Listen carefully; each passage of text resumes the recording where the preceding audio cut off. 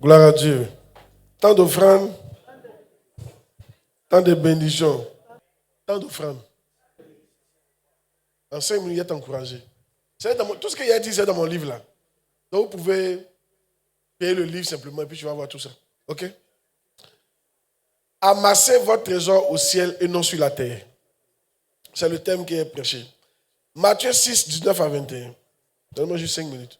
Matthieu 6, 19 à 21. C'est Jésus qui parle. Ne vous amassez pas des trésors sur la terre, où la teigne et la rouille détruisent, et où les voleurs pèsent et dérobent.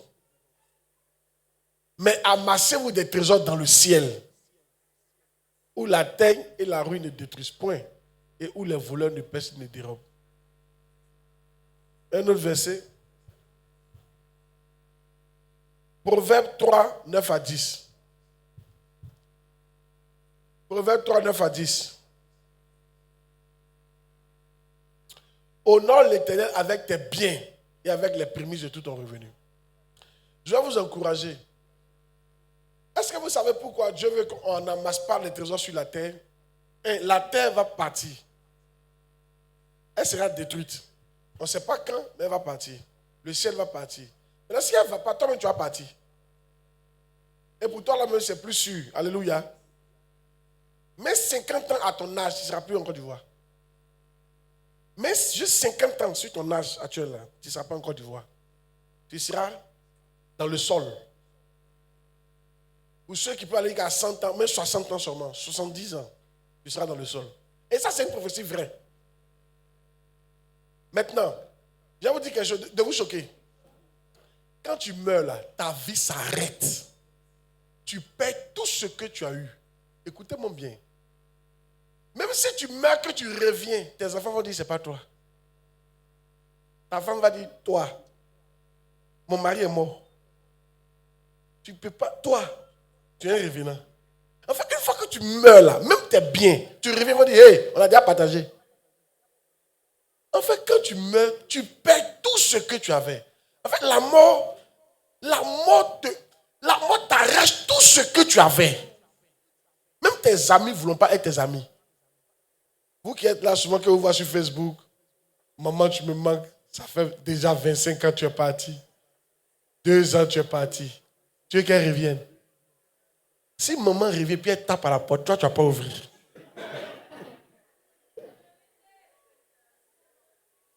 C'est vrai, mais c'est faux. Aïe! Même tes amis vont te fuir. En fait, ce que ça veut dire, la mort là, il n'y a pas de retour.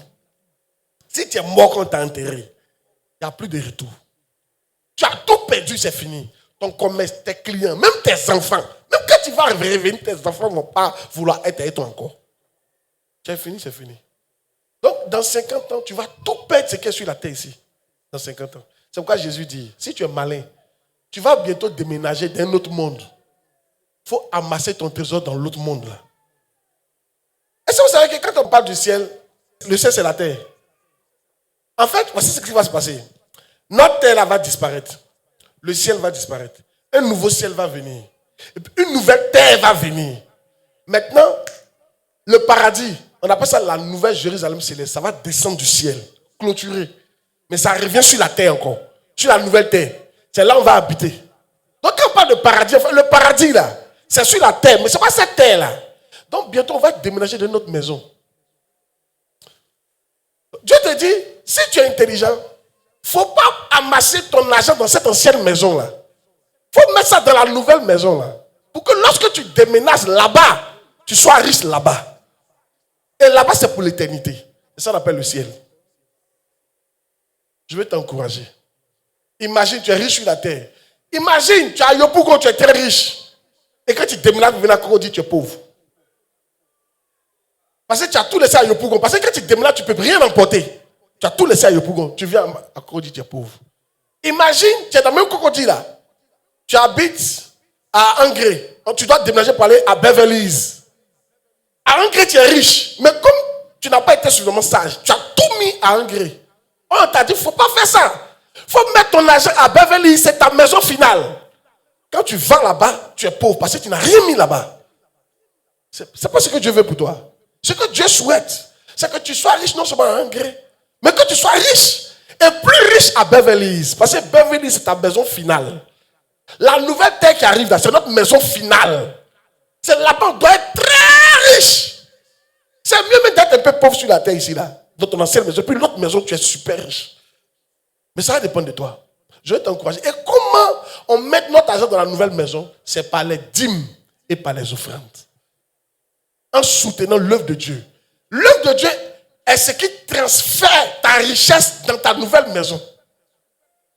Financer l'œuvre de Dieu et faire les dîmes, les offrandes, c'est ce qui transfère. Sinon, habitué chez toi, là, ça ne transfère pas quelque chose. Tes enfants, tu mets dans l'école chère, ça ne transfère pas quelque chose.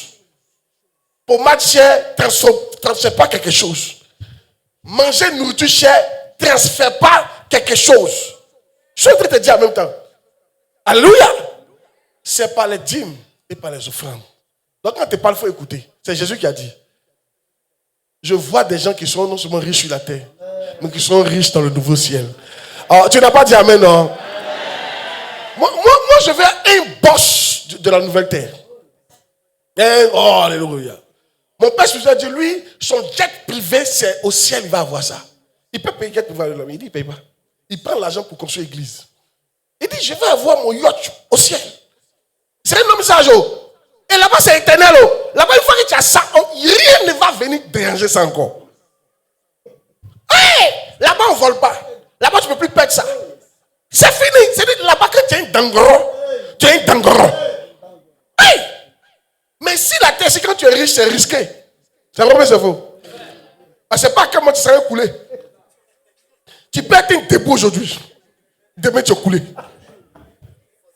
Dire que la terre, là, vraiment, c'est trop. C'est vrai, mais c'est faux. En 2010, on a vu des débouts ici. Un n'était pas debout, il était soulevé. Ils étaient suspendus d'après vous. Mais en 2013, 2 ans après, ils étaient très coulés. Plus coulés que nous. Ils étaient couchés. Il y avait des gens suspendus qui sont morts à cause des médicaments 10 000.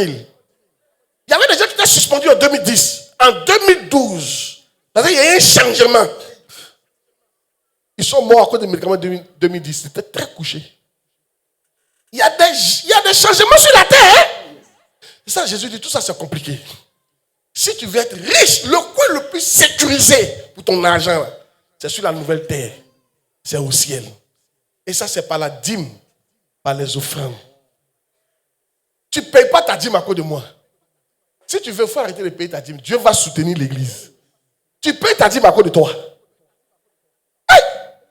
Hey! La dîme, c'est au moins 10% de tout ce que Dieu nous donne. Au moins 10%. Si Dieu t'a donné 20 000, tu enlèves 2 000 francs. Si Dieu t'a donné 100 000, tu enlèves 10 000, c'est pour lui. Si Dieu t'a donné 2 millions, tu enlèves 200 000. Si Dieu t'a donné 10 millions, tu enlèves 1 million. Si Dieu t'a donné 100 millions, tu enlèves 10 millions. Tu ne dis pas amen. Si tu as donné 1 milliard, tu en as 100 millions. On va dire, 100 millions. Si tu as ta dîme, viens devant.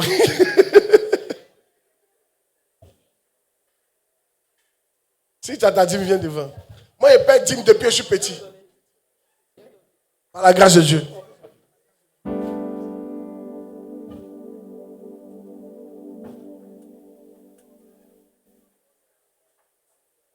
Et c'est Jésus qui a dit ça. Dans la Bible, les paroles de Jésus sont à part. C'est Jésus seul qui a vu le ciel. C'est lui seul qui a vu Dieu. Dès qu'il parle, il faut l'écouter. Il y a des gens, toute fa richesse va rester dans le placard. Mais tout ton argent, c'est dans un but humain. Et quand tu es mort, c'est fini. Ils vont batailler ça, c'est fini. La prochaine maison, tu seras sans habit. Tu as dit, Seigneur, il vient prendre mes anciens habits. On dit, non. On ne peut pas envoyer ça ici. Alléluia. Il fallait payer dîme. Amen. Puis offrande. Hey!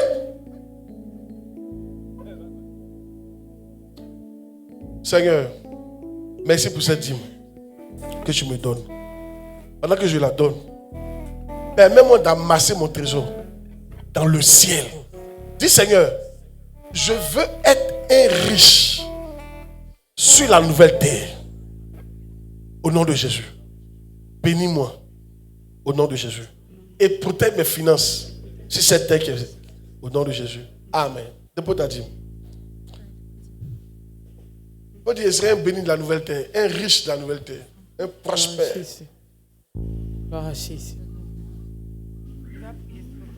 Lève ton offrande. Dis Seigneur, merci pour cette offrande. Je la bénis. Bénis-la au nom de Jésus. Amen. Que Dieu vous bénisse.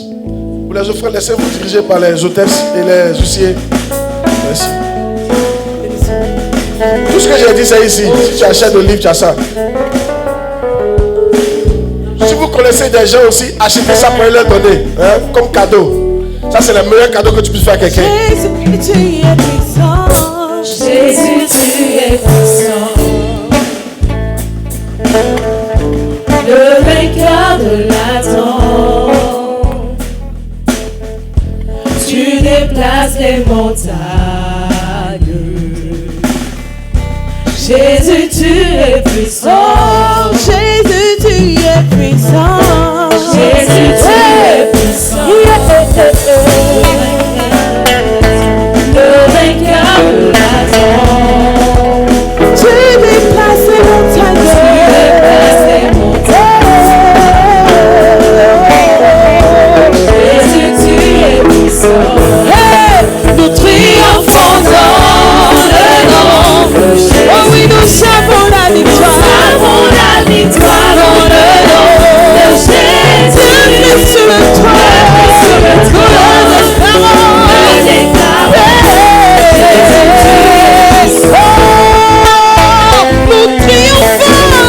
Nous triomphons dans le nom. Oui, nous savons la victoire. Nous savons la victoire dans le nom de Jésus. Sur le toit. Sur le toit.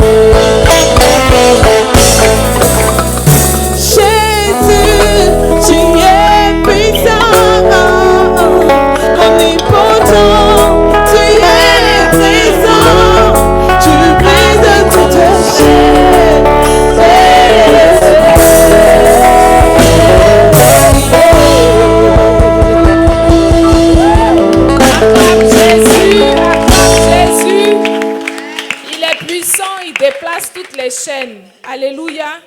Il est capable de tout. Amen. Amen. C'est l'heure de la parole, c'est l'heure de la prédication. Bien-aimés, nous allons nous disposer. Disposer notre esprit et prier que cette parole que Dieu va nous donner au travers de son serviteur nous transforme. Transforme ce qu'il y a à transformer dans notre vie. On va se tenir debout. On va se tenir tous debout. Bien-aimés, on va chanter le chant d'accompagnement avec vie. Alléluia. Ce sont des paroles que nous déclarons. Déclarons ces paroles-là avec vie. Et elles s'accompliront. Ensemble, on va les mettre. On va les mettre.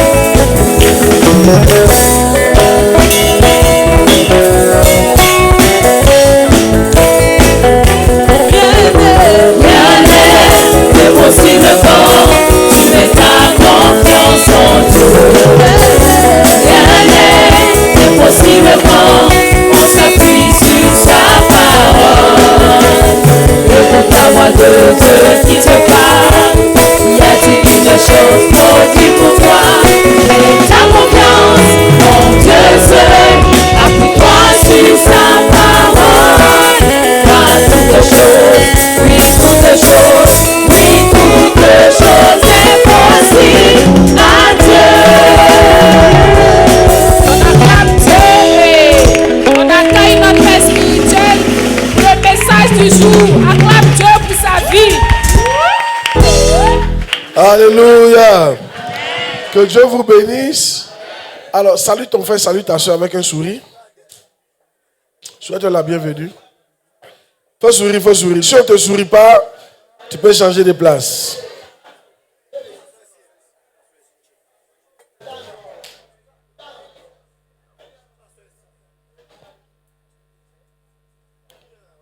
Amen.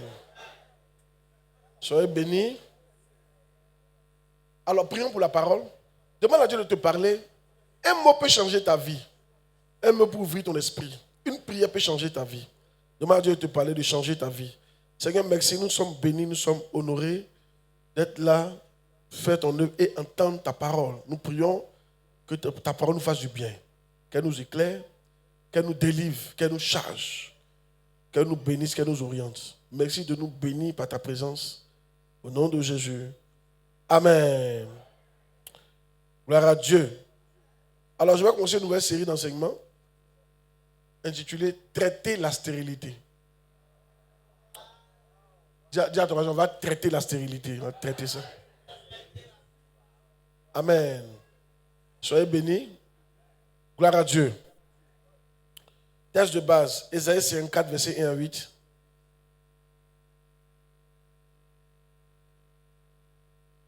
Tout ce que je veux dire, tout ce que je prêche, c'est Matthieu 6, 33 que je développe. Cherchez premièrement le royaume des cieux et la justice de Dieu. Et toutes les autres choses vous seront données. Si tu fais ce qu'il faut, Dieu va te donner tout ce dont tu as besoin. Je prie que tout ce dont tu as besoin sur la terre, que Dieu te le donne au nom de Jésus. Quelqu'un n'a pas dit Amen? Ésaïe 54, 1 à 8, texte de base. Réjouis-toi stérile, toi qui n'enfantes plus, fais éclater ton allégresse et ta joie, toi qui n'as plus de douleur. Car les fils de la délaissée seront plus nombreux que les fils de celle qui était mariée. Dis Amen. Dit l'Éternel. Oui. Élargis l'espace de ta tente. Qu'on déploie les couvertures de ta demeure. Ne retiens pas. Allonge tes cordages et affermis tes pieux. Car tu te répandras à droite. Dis Amen. Et à gauche. Ta postérité envahira des nations. Quelqu'un n'a pas dit Amen pour ça. Et peuplera des villes désertes.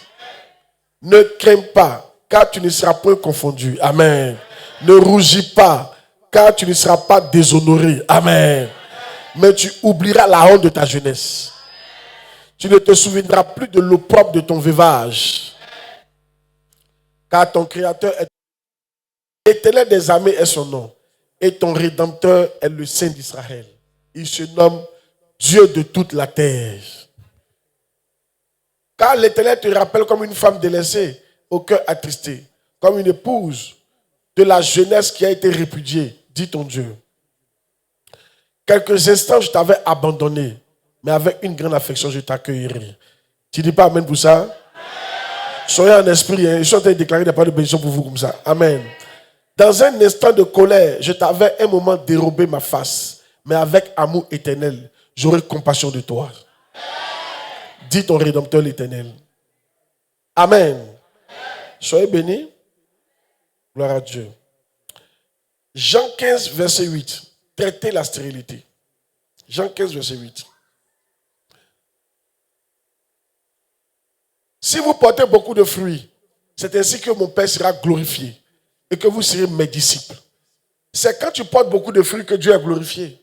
Dieu est content quand tu portes beaucoup de fruits. Dieu n'est pas content quand tu ne portes pas de fruits. Dans tous les domaines de ta vie, Dieu n'est pas content. Comme un planteur qui plante un arbre, ou qui plante une plante et qui est content lorsque ça produit. Quand on était plus petit, j'avais des amis dont les parents avaient des chiens. Le papa était content, il chantait seul. C'est comme ça, Dieu. Nous sommes des plantes. Quand Dieu te plante que tu ne produis pas, Dieu n'est pas content. Dieu ne te juge pas, mais Dieu essaie de trouver le problème. Dieu essaie de t'aider pour que tu puisses produire. Après cette série d'enseignements, ceux qui ne produisaient pas vont commencer à produire au nom de Jésus. Mais ton amen est faible, tu ne crois pas ou bien? Ceux qui ne produisaient pas vont commencer à produire au nom de Jésus. Dans la vie chrétienne au nom de Jésus. Dans la vie spirituelle au nom de Jésus. Dans la vie financière au nom de Jésus. Dans la vie sociale au nom de Jésus. Dans la vie matérielle au nom de Jésus. Dans la vie sentimentale au nom de Jésus. Dans le travail au nom de Jésus. Et dans les affaires au nom de Jésus. Tu dis amen fort, tu reçois une grâce spéciale. Alors, comment diagnostiquer la stérilité dans votre vie chrétienne? Et comment on peut savoir que tu es stérile quelque part? La stérilité dans ta vie signifie que tu es infructueux. Ça signifie quoi? Que tu es infructueux. La stérilité dans ta vie signifie que tu es stérile. La stérilité dans ta vie signifie que tu es sans enfant, sans héritier, sans descendance. La stérilité dans ta vie signifie que tu es improductif. La stérilité dans ta vie signifie que tu es défaillant concernant la production d'âmes converties et de disciples. Un chrétien qui n'arrive pas à convertir des gens, tu es stérile. Ce n'est pas pour te juger. Toi-même, il faut te juger par rapport à ce qu'on va dire. Alléluia. Si tu n'arrives pas à produire d'autres chrétiens, d'autres disciples, c'est un signe de stérilité. La stérilité signifie que vous ne concevez pas du tout ou que vous ne produisez pas de fruits. La stérilité signifie que vous produisez des fruits en très petite quantité. Si par exemple, tu produis en petite quantité, tu es stérile aussi. Imagine un gros manguier produit deux mangues. Et tu seras content. Il a un problème. Alléluia.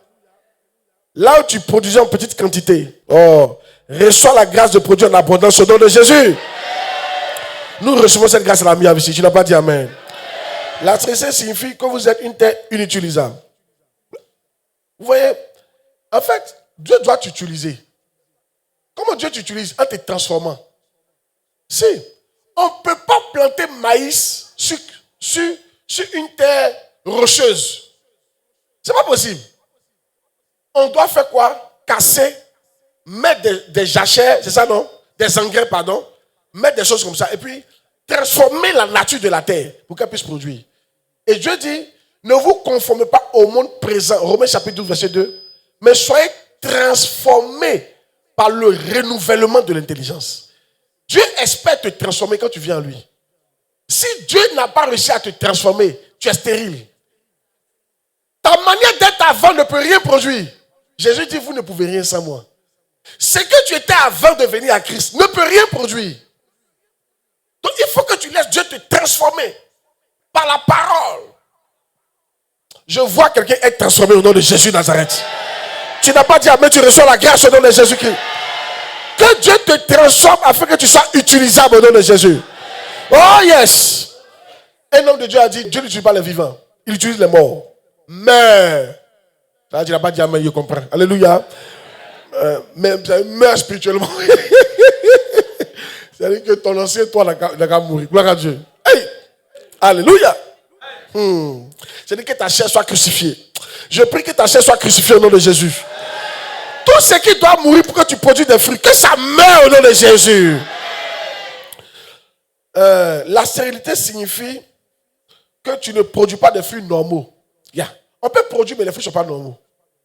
Vous savez que quand on fait cacao là, on teste les qu'on appelle les fèves. Les fèves, c'est les grains là. C'est qu'on vend là. On teste, il y a qualité. Hein? Quand ce n'est pas de bonne qualité, on ne prend pas. Hein? Il y a qualité. Donc tu peux produire, puis ce n'est pas de bonne qualité.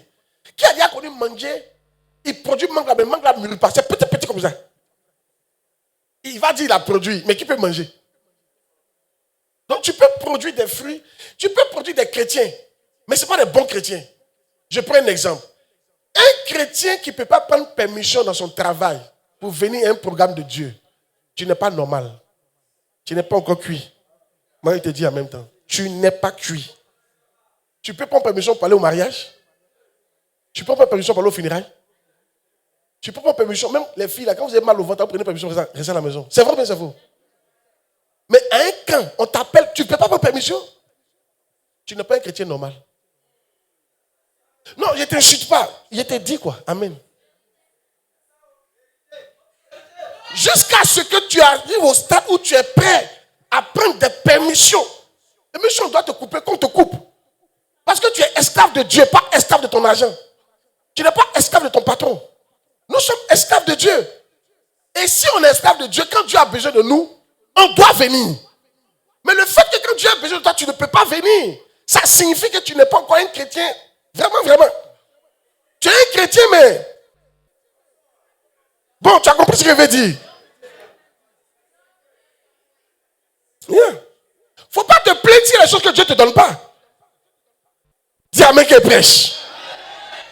Quand quelqu'un n'est pas normal, on le soigne. Il ne faut pas être étonné que depuis tu sois à l'hôpital. Hein? Que depuis Dieu t'enseigne seulement, il ne te donne pas, il t'enseigne. Un malade a besoin de médicaments. D'ailleurs, quand tu es malade, tu ne peux pas manger. Mais quels sont ces malades chrétiens qui veulent des belles voitures? Quand quelqu'un est malade, qu'il est couché, tout ce qu'il veut, c'est guérir. C'est vrai ou bien c'est faux? L'argent lui dit rien. Maison lui dit rien. Tout ce qu'il veut là. Docteur, j'ai quoi? J'ai quoi? C'est vrai ou bien c'est faux? Donc il y a des choses que Dieu fait pour tester si tu es malade ou pas. Des fruits quoi? Normaux. Un chrétien qui ne sait pas se sacrifier pour Dieu, il y a problème. Tu n'es pas un chrétien normal. La dernière fois, Dieu m'a dit quelque chose dans Ésaïe chapitre 2, verset 4. Il dit, mon fils, je ne t'ai pas appelé pour que tu fasses seulement des disciples, mais fais-moi de bons disciples. Un bon disciple, c'est qui? Celui qui a envie de faire l'œuvre de Dieu. Ça, c'est un bon disciple. Celui qui peut gérer une cellule et puis bien gérer sa cellule, ça, c'est un bon disciple. Celui à qui on peut confier ses camarades, ça, c'est un bon disciple. Mais celui à qui on ne peut pas confier, bien quand on te confie, tu les abandonnes. Ce n'est pas de ta faute. Il y a quelque chose en toi qui ne va pas.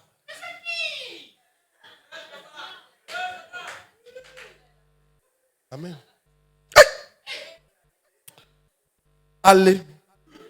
Vous n'aimez pas mon message d'aujourd'hui? Hein?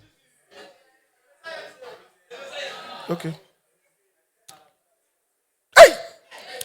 La stérilité dans ta vie signifie que vous êtes sec. On peut pas, voilà. La stérilité dans ta vie signifie que vous êtes affaibli. Ça signifie que vous n'abondez pas dans la production de fruits. Ça signifie que le nombre de personnes qui assistent à vos programmes sont faibles. C'est une stérilité. Hey! La stérilité signifie que tu es ennuyeux. Ça signifie que tu ne produis pas selon ton espèce. Oui, tu ne produis pas selon ton espèce. Quand tu ne produis pas selon ton espèce, tu es stérile. Imagine, tu plantes avocat, ça sort citron. Toi-même, tu as regardé l'arbre là comme ça. Tu vas prendre une photo pour mettre sur Facebook. Vous allez regarder ce que cet arbre a fait.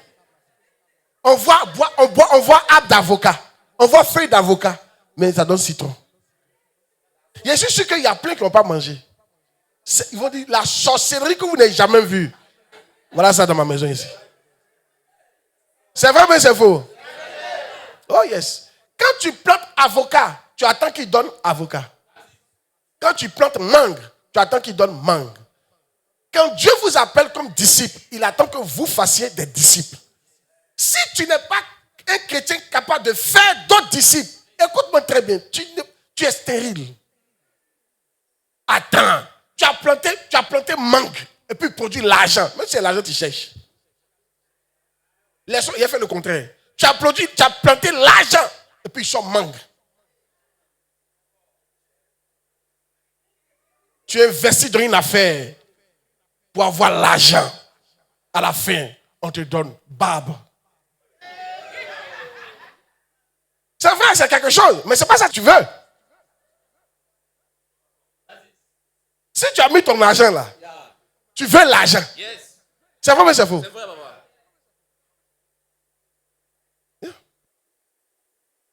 Donc, si vous êtes des chrétiens, Dieu attend que tu produises d'autres chrétiens. Il faut accoucher d'autres chrétiens. C'est là où on peut dire que tu es normal, tu peux espérer que Dieu te bénisse vraiment à un certain niveau. Regarde ta vie, montre-moi le chrétien que tu as produit depuis que tu es chrétien. Elle va dire, j'ai enfanté un homme à ma ressemblance. Elle était contente. Imagine, tu enseignes ta femme. Elle accouche. Et puis elle t'appelle, chérie, j'ai accouché. Une belle fille. Tu arrives, c'est une chienne. Waouh, waouh, waouh, waouh, waouh. Un petit joli chiot. Tu entends là-bas, c'est quoi tu fais comme ça? Parce que quand ta femme dit qu'elle est enceinte, tu espères qu'elle va accoucher un homme. Je ne sais pas si tu comprends la partie là. Quels sont des chrétiens qui sont enceintes et qui accouchent des non-chrétiens? Aujourd'hui, nous les chrétiens, on accouche des choses qui ne sont pas des chrétiens. Écoutez-moi très bien, tu es un chrétien, tu accouches beaucoup d'argent, tu n'accouches pas des chrétiens, tu es stérile devant Dieu. La première, oui, l'argent est bon, mais la première chose que Dieu attend de toi, c'est que tu fasses d'autres chrétiens. Maintenant, en plus de d'autres chrétiens, quand l'argent vient, Dieu est content. Hey! Écoutez, je suis en train de dire au premier culte. Une femme qui n'enfante pas et qui est heureuse avec ça. Je n'ai pas dit que non, on lui a parlé et puis maintenant, elle croit que ça va venir. Donc, elle ne s'appuie plus sur son sort. Mais si tu n'arrives pas à enfanter, tu vas chercher à vouloir enfanter. À part 25 ans dans ton foyer, tu n'enfantes pas, et puis ça ne te dit rien. C'est-à-dire que, non seulement ça ne te dit rien, tu ne pries pas pour ça. Toi, tu dis, oh, toi, tu n'as pas envie d'enfanter. Tu n'es pas normal. Un vrai chrétien, au bout d'un temps, tu dois désirer évangéliser et faire d'autres disciples comme toi. Sinon, il y a un problème à ton niveau. Quand moi je me suis converti, je vous dis la vérité, tout ce que je voulais, c'était dire aux autres que Jésus existe. Il dit, vous recevrez le Saint-Esprit, une puissance viendra sur vous et vous serez mes témoins. Il dit, vous allez parler de moi aux gens. J'ai commencé à évangéliser ma classe depuis la 3e, seconde, première, terminale, à l'université, dans mon quartier. Parce que je voulais parler de ce Jésus-là. Oui, ça c'est le signe que tu es un chrétien. Le signe que tu es un chrétien, ce n'est pas la grosse voiture que tu viens de garer. Qui t'a trompé? Où on t'a trompé? Qui t'a menti? Le fait que tu te maries, ça veut pas dire que tu es une bonne chrétienne? Les païens se marient que les chrétiens? Le fait que tu travailles, que tu as eu une percée, ça veut pas dire que tu es chrétien? Les païens ont tout le temps des percées. Mais c'est le désir. Il y a un désir qui doit naître. Une femme a un désir. Les femmes, elles peuvent mourir pour enfanter. Il y a une femme, on lui a dit, si tu accouches, tu vas mourir. Elle dit, je vais mourir. Elle a accouché, puis elle est morte. On lui a dit, ne fais pas enfant. Elle dit, je vais faire. Son médecin lui a dit, si tu fais enfant, tu vas mourir. Elle dit, je préfère mourir. Elle a fait l'enfant, elle est morte. Il y a le désir. Pour elle, là, c'est pas bon. Alléluia. Amen. On doit revoir ça, gloire à Dieu. Il y a d'autres moyens. Mais ce que je veux te faire comprendre, écoute-moi très bien. Un chrétien, si tu ne produis pas d'autres chrétiens, tu dois être prêt à mourir pour produire d'autres chrétiens. Quand tu regardes dans ta vie, lui là, c'est grâce à moi, par la grâce de Dieu, il est devenu chrétien. Lui là, c'est ce désir-là qui doit t'animer. J'ai un désir, c'est que vous tous, vous soyez des pasteurs. Ça, c'est mon désir. Ça ne veut pas dire que vous tous serez pasteurs. Mais mon frère, il ne faut pas m'empêcher de désirer. Alléluia. Tu as ton désir, j'ai mon désir. Qui parle comme ça? Dis à quelqu'un sur la parole de toi. Il dit c'est son désir. Tu es fâché pourquoi? Dis à quelqu'un tu es fâché pourquoi? Il dit c'est ton désir. Alléluia. Chacun est libre de désirer ce qu'il veut ici. Ou bien. Et moi, mon désir, c'est que vous tous, vous soyez des pasteurs. Même si tu es ministre, je veux que tu sois pasteur. Je veux que tu prêches l'évangile. Je veux que tu aies une église mis à 20 jours. Où il y a 200 membres, 300 membres, 400 membres, 500 membres, 600 membres. Qu'on t'appelle aussi papa. Alléluia. Ça, c'est mon désir. C'est mon désir. C'est mon désir. Alléluia. Aïe. Toi, tu n'as pas honte de désirer les grosses voitures. Moi, je n'ai pas honte de désirer des chrétiens. Je veux de grosses églises. Alléluia. Toi, tu veux des grosses voitures. Moi, je veux de grosses églises. Aïe. Toi, tu veux les grosses fesses. Alléluia. Des prêcheurs de la prêcher. Moi, je veux des chrétiens qui connaissent la parole de Dieu. Oh, yes.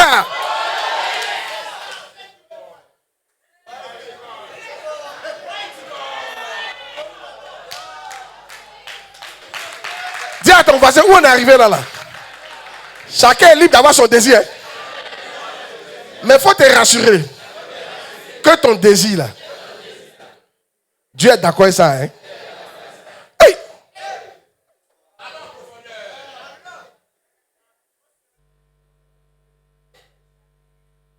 Tu me regardes.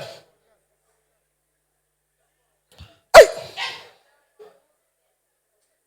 Comment on peut diagnostiquer la célérité? Parce qu'une église, comment on dit que dans une église n'est pas stérile? Une église est stérile lorsque il n'y a plus de nouveaux. Lorsque le nombre de membres n'augmente pas. Lorsque les convertis n'augmentent pas. Lorsque les employés à plein temps n'augmentent pas. Lorsqu'il n'y a pas de baptême.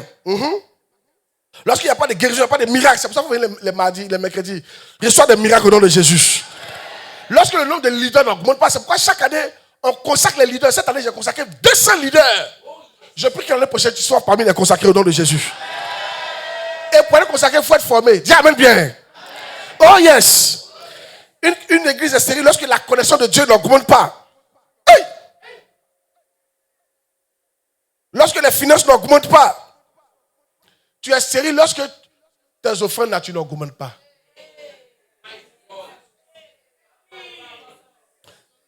Demande à ton voisin, depuis que tu es chrétien, tu donnes combien même? Certains d'entre vous, hein, à l'église, 10 000 n'existe pas. 5 000 n'existe pas. C'est qui existe à l'église? 1000 francs et puis 2000. C'est tout. Maintenant, 10 000 là, c'est dehors. Hey! Ça fait combien d'années tu es chrétien? Ça doit augmenter. Regarde, quand on dit un pays en récession, ça veut dire que quand un pays a un problème, ça ne veut pas dire qu'il ne produit plus. Hein. Ça veut dire que la production est inférieure à celle de l'année passée. Ça veut dire que cette année, si tu as produit 20 milliards, puis l'année prochaine, tu produis 19 milliards, ton pays est en crise. C'est pas que tu ne produis pas, mais ce que tu as produit est inférieur à ce que tu as produit. Donc, toi, tu es là, et puis un pays est bloqué lorsque c'est la même production. C'est pas bon. Tu ne veux pas donner toujours la même offrande chaque année. 500 000 est fatigué de te voir. Bon. Hey. Une église est stérile lorsque la connaissance des Écritures n'augmente pas. Oui. Et ça, c'est important. Yann, vous devez connaître les Écritures. La Bible. Hey, frère, tu connais tout sauf Bible. Tu connais les marques de voiture.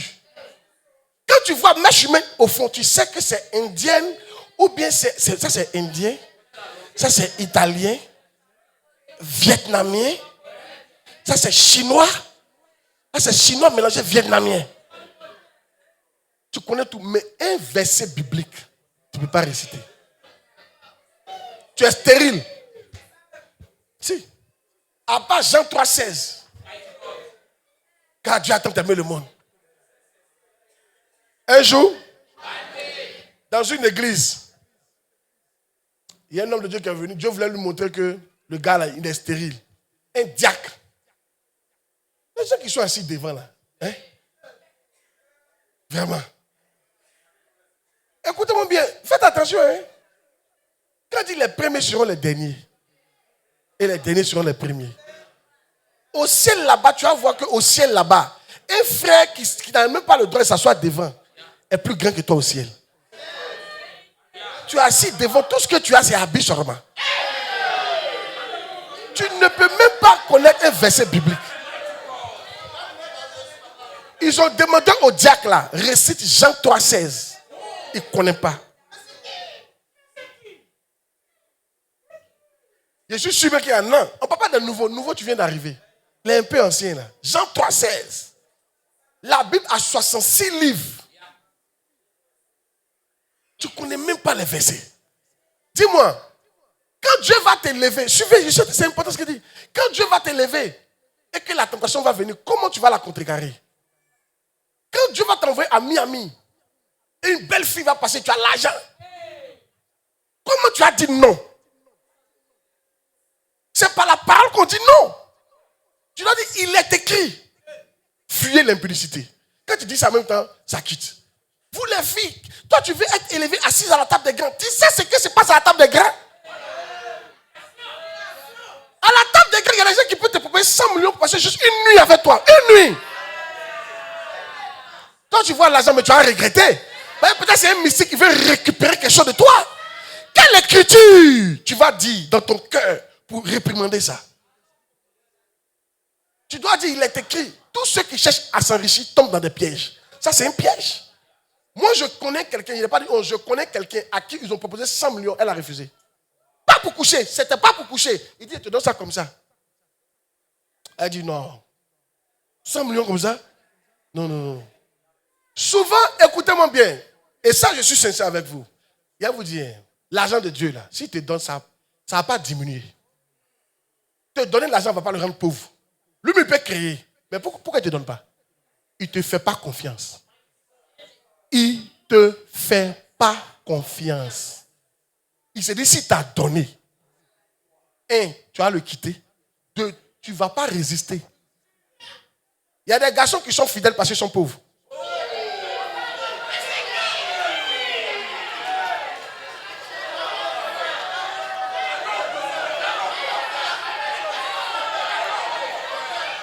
C'est-à-dire quand toi, tu regardes ton salaire de 50 000, maison coûte 30 000. Pour manger, mieux est dur. Quand tu vois femme passer, tu dis, mon frère, à la maison est mieux. La fidélité. Mais attends, Dieu va te donner l'argent. Tu vas sortir toutes les filles du quartier. Dieu ne te fait pas confiance. Il y a des femmes, vous êtes polis parce qu'il n'y a rien. Vous êtes polis parce que vous êtes pauvres. Tu sais que si tu parles mal à ton mari, il ne va pas te donner un petit déjeuner. Donc si toi tu as l'argent, il va parler un, tu vas parler deux. Dieu ne te fait pas confiance. En fait, Dieu n'est pas sûr que si tu donnes l'argent, tu peux continuer à être comme il veut. C'est pour ça qu'il ne te donne pas. Mais si tu écoutes ce message, ta vie va changer. Et je vois Dieu te faire confiance au nom de Jésus. Ah, je vois Dieu te faire confiance au nom de Jésus. Je vois Dieu te faire confiance au nom de Jésus. Je vois Dieu te faire confiance au nom de... Oh yes. Hey. Alors, quels sont les signes de la stérilité? Premier signe, ou bien caractéristique, l'aveuglement. On va traiter l'aveuglement aujourd'hui. En 15 minutes, j'ai fini mon message. L'aveuglement. L'aveuglement. Hey. Quand tu es aveugle, tu ne peux pas produire spirituellement. Je prie que Dieu ouvre tes yeux au nom de Jésus. 2 Pierre 1, 5 à 9. 2 Pierre 1, 5 à 9. Ou bien donne-nous d'abord, donne-nous 8 à 9 d'abord. On va lire ça. 8 à 9. Car si ces choses sont en vous, et ils sont avec abondance, elles ne vous laisseront point oisifs ni stériles pour la connaissance de notre Seigneur Jésus-Christ. Verset 9. Verset 9. Mais celui en qui ces choses ne sont point est aveugle. Vous voyez, ici il parle de stérile et puis il parle d'aveugle.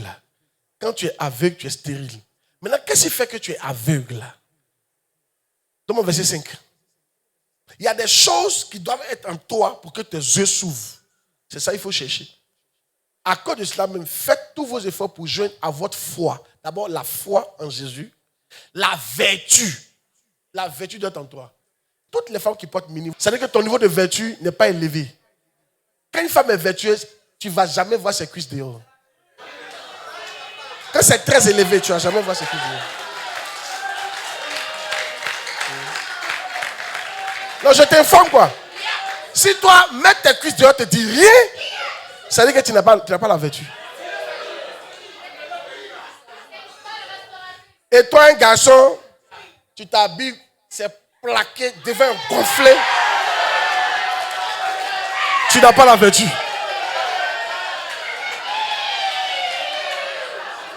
Vous les hommes là, on sait que Dieu t'a béni. Il ne faut pas fatiguer nos soeurs ici. À quoi ne t'en payes pas? Que tu marches avec pouchou. Hey!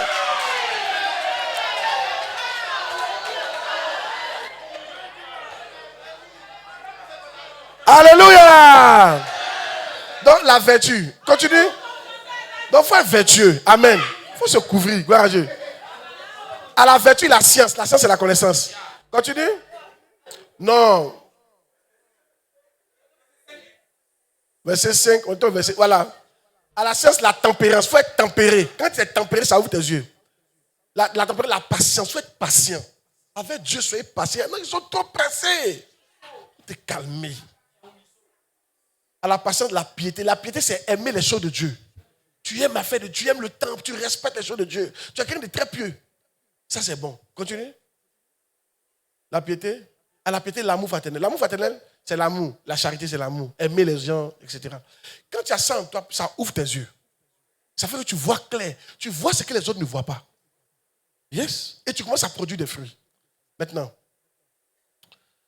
on va voir quelques éléments qui montrent que tu es aveugle.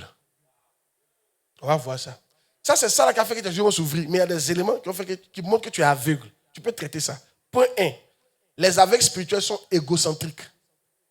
Je sais que le mot est fort. Les aveugles spirituels sont égocentriques. Philippiens 2, verset 4.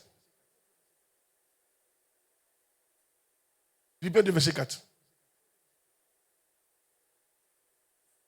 Que chacun de vous, au lieu de considérer ses propres intérêts, considère aussi ceux des autres. Quand tu penses seulement à toi seul, tu es aveugle et tu ne produis pas. Il faut aussi penser aux autres. Quand tu penses à toi seul, ma vie, ma maison, mon salut, non. Un vrai chrétien doit penser aux autres. La Bible dit, allez, faites de toutes les nations des disciples. Quand tu es un chrétien, l'une des choses, je me souviens, j'avais 15 ou 17 ans, je sais pas, j'oublie maintenant l'âge, et j'étais à genoux, je priais, et je pleurais. Seigneur, sauve la Côte d'Ivoire, sauve les Ivoiriens. Envoie quelqu'un, ils vont comprendre. Dieu m'a dit, ce jour-là, tu m'as touché. Parce que comme un enfant de 17 ans, il ne pense pas à l'habit qu'il va porter, chaussures qu'il va porter. Il est en train de penser à l'âme des gens, que les gens soient sauvés. Écoutez-moi très bien. Dès que vous arrêtez de penser au salut des autres, vous devenez stérile. Tu t'en fous quoi? Non, imagine, regardez un peu. Regardez comment c'est vilain à voir. On est dans un quartier. Le feu a commencé à brûler. Et tu sais que le feu va brûler toutes les maisons. Mais toi, tu as une antidote. Quand on met ça dans la maison, le feu ne peut pas toucher. Tu as mis dans ta maison et puis tu es assis. Et puis tu es là, Kassongo, yeah.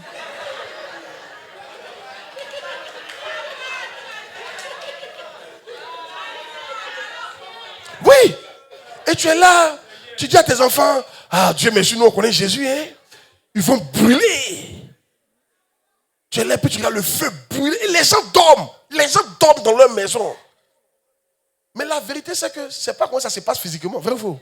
Physiquement, quand il y a un feu, tu te lèves, au secours, sortez. C'est pas ce que vous faites. Mais pourquoi spirituellement vous ne faites pas ça?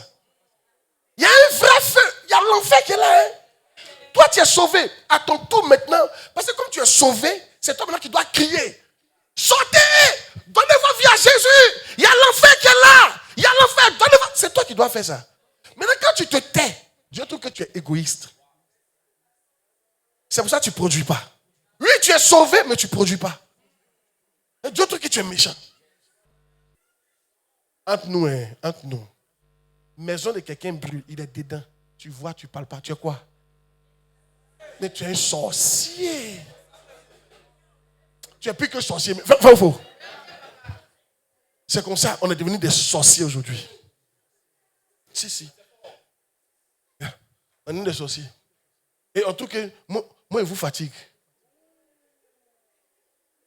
Moi, je suis au loin là-bas, j'ai vu que ton quartier est en train de prendre feu. Mais toi, ta maison ne sera pas brûlée. Puis il t'appelle.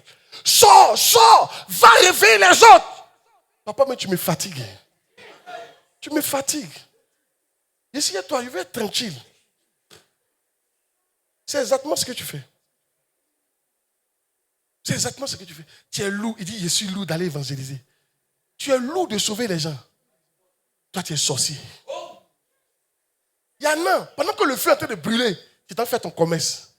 Imagine, tu sors dans ton quartier, le feu est en train de brûler. Tu t'en fais ton commerce. Les clients, il y a poisson, hein? Il y a baouin.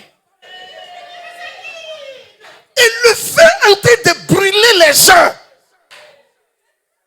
Et puis après, et les gens dont le feu brûle là, ce sont les enfants de ton Dieu.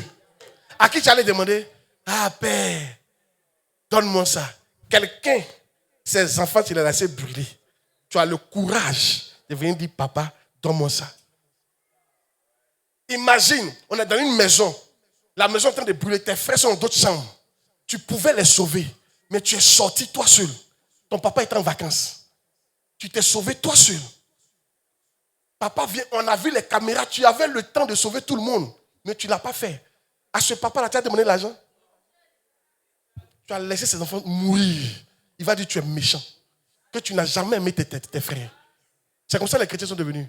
À cause de l'argent, on est devenu méchant. Moi, je ne peux pas chercher ton argent. Mais quand il est temps d'aller évangéliser, ça te coûte quoi de laisser un petit temps dans la semaine? Tu as 24 heures x 7. Tu as travaillé, tu n'as pas eu l'argent. C'est le temps d'évaluation, tu vas avoir l'argent. Tu ne vois pas que Satan fait de nous des monstres. C'est trop vilain à voir. L'image que Dieu me donne, c'est trop vilain à voir. Et ça fait pleurer. Non, tu laisses mes enfants mourir, et puis tu veux me demander quelque chose. Ok. C'est comme ça que tu pries, Dieu ne parle même pas même. Souvent, quand tu es très énervé, quand tu te demandes quelque chose, tu ne parles pas.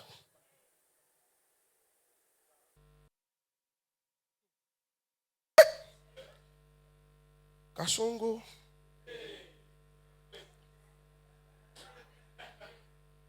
Mais tu es délivré au nom de Jésus. Que ta partie sensible renaisse au nom de Jésus. Que ta partie humaine renaisse au nom de Jésus. Yeah. Et pour ça, il faut penser aux gens. Si tu penses aux gens, tu vas faire ce qu'il faut. Je te vois réussir au nom de Jésus-Christ. Point 2. Comment on sait que tu es aveugle? Les aveugles spirituels se comparent aux autres. 2 Corinthiens 10, 12. Ils se comparent aux autres. 2 Corinthiens 12, 12. Ils se comparent aux autres, puis ils sont aveugles. C'est ça même qu'ils les rend aveugles. Ils se comparent aux autres. Mais le verset. Hey!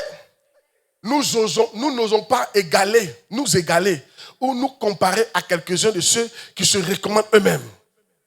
Mais en se mesurant à leur propre mesure et en se comparant à eux-mêmes, ils manquent d'intelligence. Quand tu te compares à toi-même, tu manques d'intelligence. Quand tu te compares aux autres, tu manques d'intelligence. Non, c'est vrai, moi j'ai un gars, l'autre elle a 3. Tu vois comment vous parlez? Moi, il vient à l'église, lui, il ne vient pas à l'église même. Donc tu te compares aux autres pour penser que tu es bien. Moi, tous les dimanches, je viens à l'église, l'autre, lui, il ne vient pas du tout. Moi, il fait du mal à qui? Je bois ma bière, et c'est ma petite go. On se fait du bien. Moi, il ne fait pas avortement. Elle a fait avortement. Mais la Bible dit que tu n'es pas sage. Tu n'es pas intelligent. Dis amen bien qu'il prêche. Oh yes. Tu sais pourquoi il dit ça? Quand tu te compares aux autres, ça te rend aveugle, ça fait que tu ne vois pas le vrai danger. Je vais te montrer à quoi tu dois te comparer. Jean 12, 48. Hey! Jean 12, 48. Suis. Jean 12, 48. Celui qui me rejette et qui ne reçoit pas mes paroles à son juge, la parole que j'ai annoncée, c'est elle qui le jugera au dernier jour. C'est la Bible qui va te juger. Ce n'est pas le comportement des autres. On ne dira pas non. comme elle a eu seulement 2 gars là, ça va. Il y en a qui ont 15. Non! Le verset qu'on va prendre pour te juger là. Hébreux 13, verset 4. Donne-moi le verset. Hébreux 13, verset 4. Tu vas voir le verset. Que le mariage soit honoré de tous et le lit conjugal exempt de souillure. Car Dieu jugera les impudiques et les adultères. On n'a pas dit ancien impudique. Si tu es ancien impudique, on peut dire, mais tu es impudique. Tu ne veux pas le laisser, Dieu va te juger. Tu meurs dans ça, Dieu va te juger. La go n'a qu'à avoir 20. Tu as 1, c'est adultère. Il va te juger. Oui. Moi, je suis un chrétien, mais je n'évangélise pas. La Bible a dit quoi? Allez, faites de toutes les nations des disciples. Les baptisants au nom du Père, du Fils et du Saint-Esprit. C'est cette parole-là qui va te juger. Honorez Dieu avec vos biens. Tu ne donnes pas dîme. C'est cette parole qui va te juger. Moi, au moins, je donne les 100 francs, 100 francs. Il y a non, mais je ne donne rien. Non. Arrêtez de vous comparer. C'est même pas ce que moi j'ai dit qui va te juger. C'est la Bible. C'est pour ça que tu es responsable d'ouvrir ta Bible. Dans l'église où moi je partais, c'était une très belle église. Mais eux, ils prêchaient beaucoup la bénédiction. Je n'ai jamais aimé ça. Et je leur ai dit, pourquoi? Parce que dès ma conversion, j'ai ouvert la Bible. C'est que je voyais dedans. Il dit, non, les gars, ce que vous direz, c'est bon. Mais ils pensaient, c'est pas ça, on doit faire en priorité. Yeah. Parce que j'ai ouvert la Bible. Tu es responsable. Oui, ta camarade est d'accord que tu es 2 gars, mais c'est Dieu est d'accord. C'est ta camarade qui a te jugé? Oui, ton pasteur te couvre. C'est ton pasteur qui a te jugé? Oui, tes amis disent que ça fait rien. C'est tes amis qui ont te jugé? Oui, ton mari dit que ça fait rien. C'est lui qui a te jugé? Ta camarade, tes amis disent, oh, il faut que on vive un peu. C'est lui qui a te jugé? Remets le verset. Jean 12, 48. Jean 12, 48. Celui qui me rejette et qui ne reçoit pas mes paroles à son juge. Ton juge, c'est qui? La parole que j'ai annoncée, c'est elle qui le jugera au dernier jour. Quand on dit évangélise, la Bible dit, si tu m'aimes, paie mes brebis. Si tu m'aimes, paie mes brebis. Vous recevrez le Saint-Esprit, vous serez mes témoins. Faites des nations des disciples. Il dit, enseignez-leur tout ce que je vous ai appris. Est-ce que tu fais ça? Et tu te compares aux autres pour dire, moi au moins. Le moi au moins doit cesser. C'est quand ton enfant va à l'école, il y a 100 personnes. Il est 90e. Avec 5 sur 20. Tu es en train de parler. Il dit, mais papa, tu parles comme ça. Mais moi au moins, il y a eu 5. L'autre, il y a eu 1. Dis-moi, c'est normal ce qu'il dit là? Non, c'est normal ce qu'il dit là? C'est pas ce qu'on fait? Oui, moi au moins. Qu'est-ce toi au moins? Tu as fait dernier, tu dis toi au moins. Moi au moins, ça veut dire quoi? C'est ce qu'on fait à Dieu. Un jour, au temps d'un certain président dans ce pays-là, dont le nom commence par une lettre de l'alphabet. Il y avait un de ses directeurs généraux. C'est pas, en toute mesure, sont vrais. Son fils a volé 15 millions. Et puis il a sanctionné son fils. Tu ne vas pas en vacances. L'enfant est fâché. Il a volé quoi même? Mes camarades, eux, volent 100 millions. Leurs parents ne font rien. À cause de 15 millions, il a volé là. On me fatigué ici. Vous voyez comment il est devenu? Comme il se compare aux autres, il est devenu aveugle. Il a oublié que voler, c'est un crime. Quand tu te compares aux autres, là, tu oublies que ce que tu fais là, c'est un crime. Que ça mérite que tu meurs. C'est là que tu ne portes pas de fruits.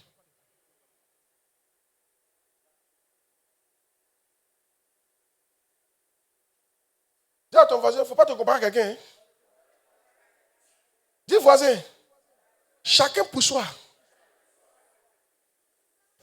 C'est la parole de Dieu qui nous jugera. Mais je prie, lorsque Dieu va te juger, qu'il trouve que ces paroles ont été accomplies dans ta vie.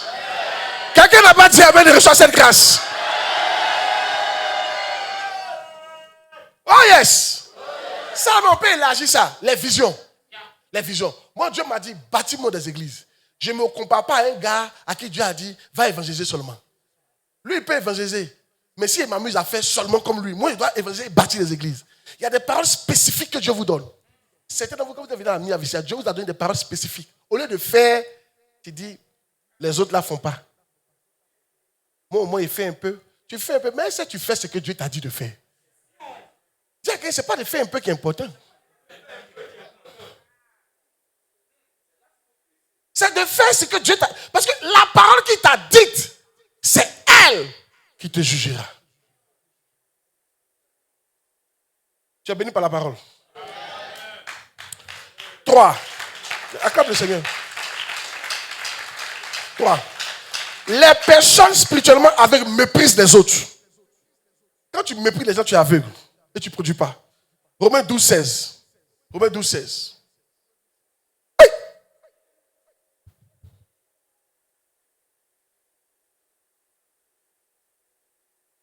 Ayez les mêmes sentiments les uns envers les autres. N'aspirez pas à ce qui est élevé. Mais laissez-vous attirer par ce qui est humble. Ne soyez pas ça dans vos propres yeux. Laissez-vous attirer par ce qui est humble. Tu sais pourquoi tu ne rends pas visite aux gens là? Parce qu'ils sont pauvres.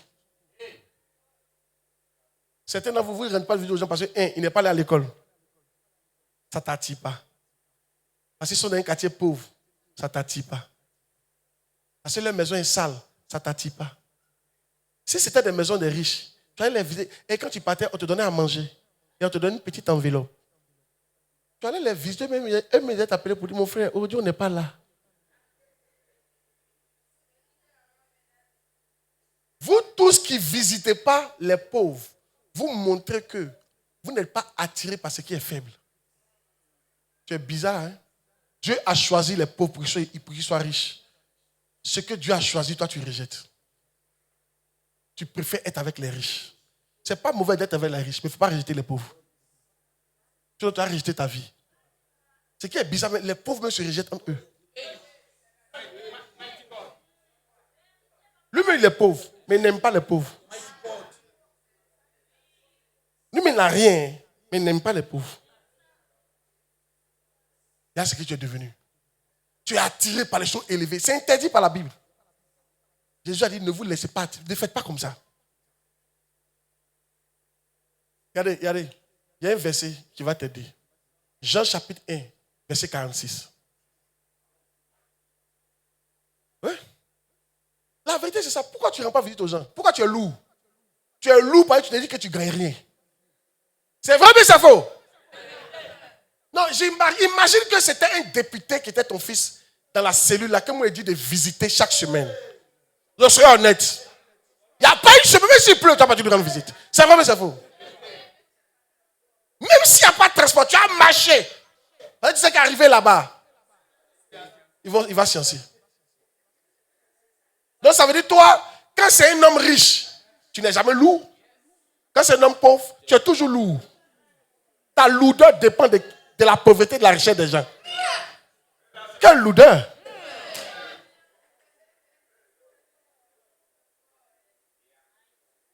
Et tu es aveugle. Et tu es aveugle. Certains d'entre vous ici, là, vous ne faites pas le travail parce qu'on ne vous donne pas l'argent. Si ils te donnaient l'argent, tu allais même dormir à l'église ici. Ça, on voit que tu ne vois pas loin dans ta vie. Tu ne vois pas loin. Aïe! Nathanaël lui dit, peut-il venir de Nazareth quelque chose de bon? Il parle de la ville de Jésus. Quand il dit qu'il a trouvé Jésus, le gars dit, quel Jésus? Le Messie? Est-ce que quelque chose de bon, est-ce que le Messie peut sortir à Nazareth? Parce qu'ils ont remarqué qu'à Nazareth, il n'y a rien de bon qui sorte. Mais c'est Nazareth Dieu a choisi pour que le Messie sorte là-bas. Les gens que vous méprisez là, Dieu cache toujours l'or dans la boue. C'est pour ça que quand tu penses ton champ élevé, tu rates l'or. Tu rates l'or. Parce que toi, tu cherches quelque chose qui brille. Oh, l'or, je ne trouve pas dans quelque chose qui brille. Ça se trouve dans la boue. Vous ne pouvez jamais savoir ce que la brebis va devenir. La personne qui m'a donné ma première voiture, ce n'était pas une fille riche. Elle vivait en famille quand je lui rendais visite. Elle vivait en famille. Et c'est en famille qu'on m'a donné la voiture. Tu ne peux jamais savoir. Je lui rendais visite. Elle vivait en famille. Elle ne travaillait pas. C'est à elle que je rendais visite. Matin, midi, soir. C'est elle, quand le temps venait, elle m'a donné une voiture. Et puis le temps qu'on en famille, elle m'a donné une voiture. L'or se trouve dans la boue. on te donne des gens à visiter, tu te fais comme si c'est ta bénédiction qui est là-haut. Il faut t'amuser avec ça. C'est pour ça que tu ne produis pas. Tu tries.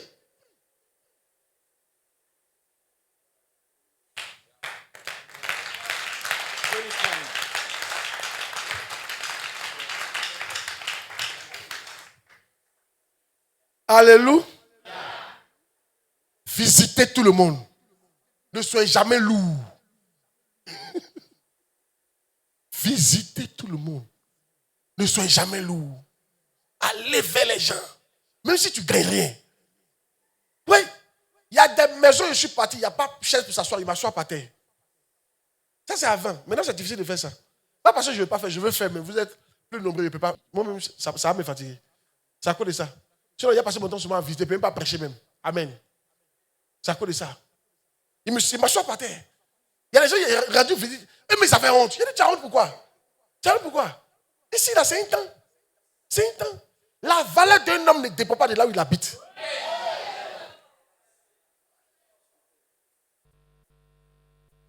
La valeur d'un homme ne dépend pas de son quartier. Arrêtez vos comportements là. Allez-moi dans les quartiers là. Rendez visite ton frère là. J'ai un ami, lui là, il a visité, comme on vous a donné les cellules là, lui a donné sa cellule là. C'était une fille qui vendait bof loto. C'est un frère à Makori. Bof loto. Il vivait en famille, seul. Elle lui rendait visite. Il vient faire cellule avec elle. Dans ça, un peu, la fille a trouvé quelqu'un, ils sont mariés. Un peu, il partait faire visite chez eux. Ça ne va pas toujours, un peu. Pac! Le monsieur est parti au Canada. Avec sa famille. C'est la fille là qui lui a envoyé sa première Mercedes.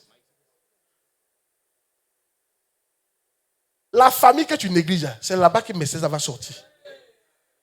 Quand tu pries, Seigneur, j'attends ma voiture. Dieu dit, je t'ai déjà donné. Hein. C'est parce que tu ne vois pas. Il t'a donné sous forme d'une famille pauvre. Il t'a donné ta voiture sous forme d'une famille pauvre. C'est dedans. C'est dans la boue là. Quand moi je priais, Seigneur, donne mon terrain. Et puis Dieu m'a mis en contact avec la personne qui m'a donné le terrain là. Elle n'était pas riche quand tu étais en contact. C'était mon terrain, il m'a donné comme ça. Il m'avait déjà donné mon terrain. C'était à moi maintenant de savoir gérer cette relation-là. Tu crois que Dieu donne comment? Où on est là, Dieu nous a déjà exaucé beaucoup d'entre nous. Mais nous, on refuse l'exaucement. Parce que nous, on cherche les choses élevées. Dis à quelqu'un, change ta manière de voir les choses. Je ne sais pas si tu es béni d'entendre ça. Dis à quelqu'un, change ta manière de voir les choses. Dis-lui encore, il faut changer ta manière de voir les choses. Alléluia. Ah, amen. Oh yes. Finalement. Les aveugles spirituels ont un profond sentiment de pharisianisme basé sur un ensemble de règles qui leur donnent de se confier dans leur justice. Donc si tu veux, ils ont des règles qui leur font croire qu'ils sont justes. Romains 10, 3. Si tu es comme ça, tu es aveugle. Romains 10, 3. Romains 10, 3. Ne connaissant pas la justice de Dieu et cherchant à établir leur propre justice, ils ne se sont pas soumis à la justice de Dieu. La justice de Dieu, là, tu ne la connais pas où? Il y en a parce que tu ne couches pas la femme de quelqu'un, parce que tu n'as pas gars, tu crois que tu es arrivé. Moi, il n'est pas gars. Moi, là, il donne ma dîme. Moi, là, il ne ment pas. Et tu es bien comme ça. Tu ne mens pas, mais tu n'évangélises pas.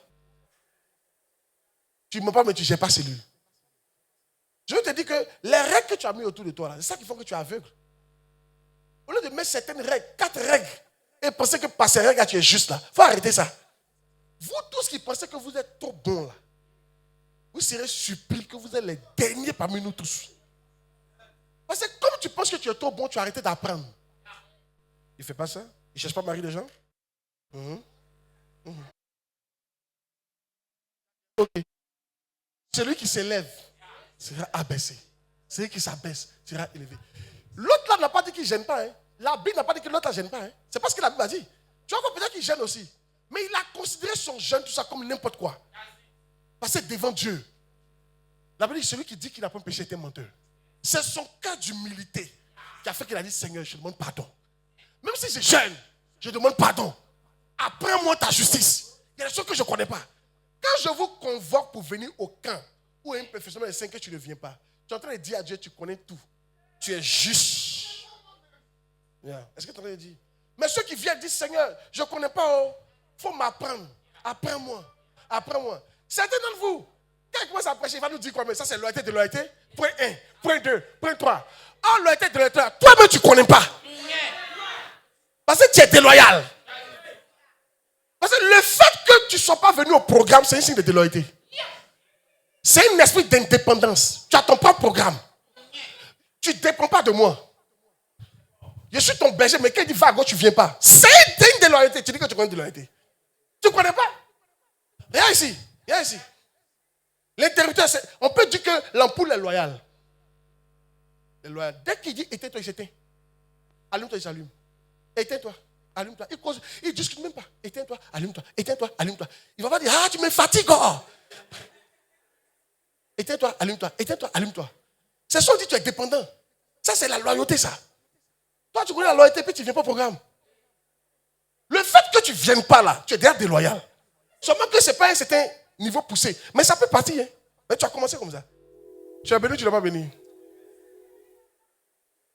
Regarde. Certains de vous pensez que vous comprenez quand on dit évangéliser. Tu ne comprends pas. Tu sais pourquoi?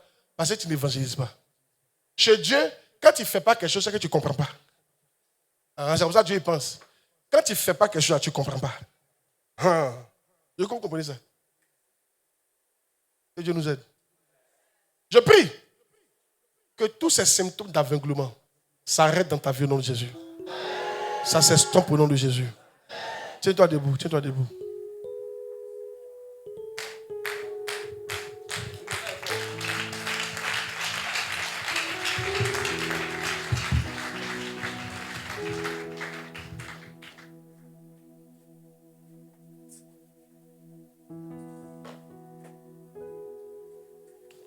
Dis Seigneur, merci pour la parole. Pour la parole. Que tous symptômes de stérilité et d'aveuglement dans ma vie s'arrêtent maintenant. Prie le Seigneur, prie le Seigneur. Les braskelebo shabalabalabo, yebalaba shabalabalaba, les braskelebo shabalabalaba, yebalabo ribaba shabalabalaba, les mbako rababa shabalabalaba, yebalaba shabalabalaba, les braskelebo shabalabo, ribaba shabalaba, yebalabalabalaba, ribaba shabalabo. Remba korababa yebalabalabalaba yebalaba shabalaba la braskelebo shabalabo yandelebo rimba korababa yebalaba shabalabalaba braskelebo shabalabalaba. Au nom de Jésus on a prié. Amen. Lève les mains, je prie pour toi que toute forme de stérilité s'arrête au nom de Jésus. Amen. Dis Amen. À partir de maintenant, tu seras fécond au nom de Jésus. Amen. Tu vas porter des fruits à tous égards au nom de Jésus. Dans ta vie chrétienne, dans ta finance, dans ton travail, dans ton foyer, dans tout ce que tu fais. Que Dieu ouvre tes yeux. Pour que tu produis des fruits au nom de Jésus. Je te bénis au nom de Jésus. Je te bénis au nom de Jésus. Là où tes yeux étaient fermés, que tes yeux s'ouvrent. Afin que tu produises au nom de Jésus.